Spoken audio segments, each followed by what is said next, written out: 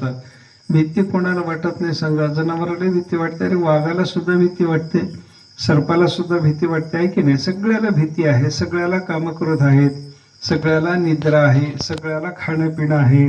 हे सगळं सगळीकडे आपल्याला पाहायला सापडतं. फक्त भगवंताला ओळखणं आणि देवाचं भजन करणं फक्त माणसाच्या देहामध्ये आहे. माणसाच्या देहातच भगवंताचं भजन करता येतं. म्हणून तुकाराम महाराज म्हणतात, येची देही घडे देवाचे भजन. याच देहामध्ये देवाचं भजन होतं. आणि या देहाला येऊन जर देवाचं भजन केलं नाही, तुकाराम महाराज म्हणतात, पुढच्या जन्मात बेट्यानं तुम्हाला गाढव कुत्रा व्हावं लागतंय. खंती ते न करा होणे गाढव कुत्रा, असं तुकाराम महाराजांनी स्पष्ट सांगितलेलं आहे बरं का. म्हणजे भगवंताचं भजन करणं या देहामध्ये महत्त्वाचं आहे. देवाची सेवा झाली पाहिजे, देवाचं ज्ञान झालं पाहिजे, देव कळाला पाहिजे, कशाही रूपात आपल्यासमोर आलेला देव आपल्याला ओळखता आला पाहिजे. हे सगळं होण्याकरता काय करावं लागतं? तर भगवान श्रीकृष्ण परमात्मा म्हणतात, संताला शरण गेल्याशिवाय देव ओळखू येतच नाही. हरिप्राप्तीचे उपाय धरावे संताचे ते पाय, असं नाथ महाराजांनी सांगितलेलं आहे बरं का. भगवंताचा साक्षात्कार व्हायचा असलं तर त्याच्याकरता साधू पुरुषाला शरण जावं लागतं. संताला शरण गेल्याशिवाय देव भेटत नाही, हे लक्षात घेतलं पाहिजे बरं का. आपल्याला कसं आहे, देवाच्या भेटीचा मार्ग सांगणारं कोण आहे? संत महात्मेच तर देवाच्या भेटीचा मार्ग सांगतात. देव कसा भेटेल, काय करावं लागेल, आपला अधिकार काय, हे बघा. आपण संतांना भेटायला गेल्याच्या नंतर संत महात्मे काय करतात? आपली योग्यता बघतात, आपल्याला कशा पद्धतीनं सांगावं लागेल याचा विचार करतात. कोणतं साधन कोणाला सांगावं, हे वेगळं वेगळं साधन वेगळ्या वेगळ्या माणसाला सांगावं लागतं. कोणाला सांगावं लागतं? तो संताला नुसतं नमस्कार कर. कोणाला सांगावं लागतं? अरे बाबा नमस्कार करून भागत नाही, तो 4 दिवस संताच्या सेवेमध्ये राहून सगळी सेवा कर. कोणाला सांगावं लागतं? बाबा तुझी आता सेवा झाली, तुझा नमस्कार करणे पुरी, आता तू आता संत महात्म्याला काहीतरी प्रश्न विचार. असं प्रत्येकाच्या करता म्हणून वेगळं वेगळं साधन असतं बरं का. ज्याचा जसा जसा अधिकार असेल तसं तसं साधन सांगावं लागतं. बघा, सगळ्याला सगळं देता येतं काय? सगळ्याला सगळं देता येत नाही. मी उदाहरणानं सांगतो. पंचपक्वान्न केले समजा घरामध्ये बाईनं, घरात सगळ्याला द्यावं की नाही हो बाईनं ते पंचपक्वान्न? सांगा की. घरामध्ये समजा पुरणाची पोळी केली, पुरणाची पोळी केल्याच्या नंतर बाईनं एकटीनं खावं की घरात सगळ्याला द्यावं? तुमचं म्हणणं काय? सगळ्याला द्यावं की बाईनं एकटीनं खावं? कसं आहे, पुरणाची पोळी केलेली बाईनं सगळ्याला द्यावं की नाही? द्यावं. नवऱ्याला द्यावं की नाही?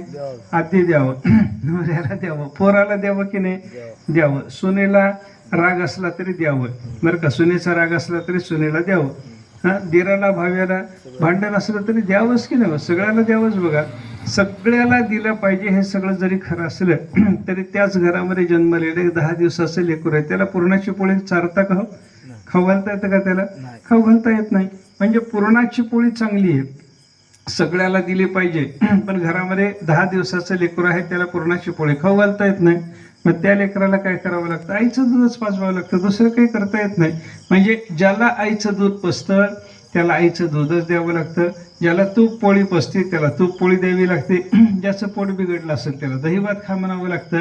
असं प्रत्येकाच्या करता जसं खाणं वेगळं वेगळं असतं की नाही, तसं देवाच्या भेटीकरता प्रयत्न करणाऱ्या माणसाकरता प्रत्येकाला साधन वेगळं वेगळं आहे. त्याच्या स्वभावानुसार, त्याच्या प्रारब्धानुसार, त्याच्याकडे असलेल्या अडचणीनुसार त्याला वेगळं वेगळं साधन सांगावं लागतं. परीक्षितीसारखा कोणी जर भेटला तर त्याला सांगावं लागतं देवाचं श्रवण कर. शुकाचार्यासारखा, नामदेवरायासारखा कोणी जर भेटला तर त्याला सांगावं लागतं तुम्ही देवाचं कीर्तन करा. प्रल्हादासारखा एखादा भेटल्यानंतर त्याला सांगितलं जातं की देवाचं स्मरण कर. असं देवाच्या भेटीकरताच निघालेले सगळे, पण प्रत्येकाच्या करता देवाच्या भेटीचं वेगळं वेगळं साधन सांगितलेलं आपल्याला पाहायला सापडतं. पण हे वेगळं वेगळं साधन सांगणारे कोण आहेत बोला? प्रत्येकाला वेगळं वेगळं साधन लावून देणारे संतच आहेत. परीक्षितीला भागवताचं श्रवण करायला लावणारे शुकाचार्य संत आहेत. शुकाचार्याला भागवताची कथा करायला लावणारे व्यासमहर्षी संत आहेत. प्रल्हादाला देवाचं स्मरण कर म्हणून सांगणारे नारद संत आहेत. म्हणजे कोणतंही देवाच्या भेटीचं साधन करायचं जर झालं तर संत महात्म्याला शरण जावं लागतं. म्हणून नाथ महाराज म्हणतात, येणे साधती साधने. संताला शरण गेल्याच्या युगानंच देवाच्या भेटीचे साधनं आपल्याला साधत असतात.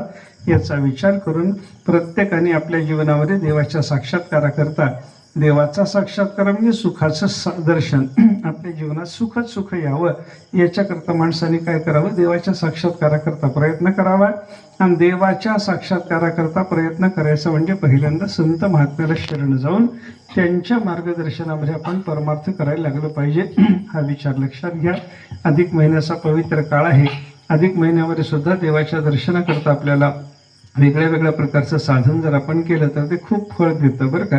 कारण काय, इतर वेळेला केलेलं पुण्याचं काम आणि अधिक महिन्यामध्ये केलेलं पुण्याचं काम, यावेळेला केलेल्या पुण्याच्या कामाला जास्त महत्त्व आहे. बघा, आपल्या जमिनीमध्ये इतर वेळेला पाणी देऊन आपण ज्वारी पेरली तर कडवळ येते की नाही, खडवळ येते की नाही, येतंय. पण चांगली ज्वारी निघते का त्याची? निघत नाही. ते योग्य वेळेला रब्बीच्या हंगामामध्ये ज्वारीची पेरणी करावी, त्यावेळेला ज्वारी येणार.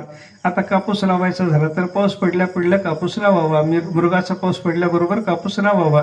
एरवीला पाऊस पडणार न पडता सुद्धा जमिनीमध्ये पाणी देऊन कापूस लावला तर कापूस येत नाही का? येतं. पण असं येते का? असं आता पेरल्याच्या नंतर जसं येतं तसं येत नाही. याचा अर्थ काय, पेरणीला सुद्धा काळ बघावा लागतो, हंगाम बघावा लागतो. त्याच पद्धतीनं आपल्याला पुण्यकर्म करत असताना सुद्धा व्यवस्थित रीतीनं काळ बघूनच सगळं केलं पाहिजे. तसा अधिक महिन्याचा पर्व काळ जर आपण पाहिला की नाही, पेरणी करता जसा मृगाचा पाऊस महत्वाचा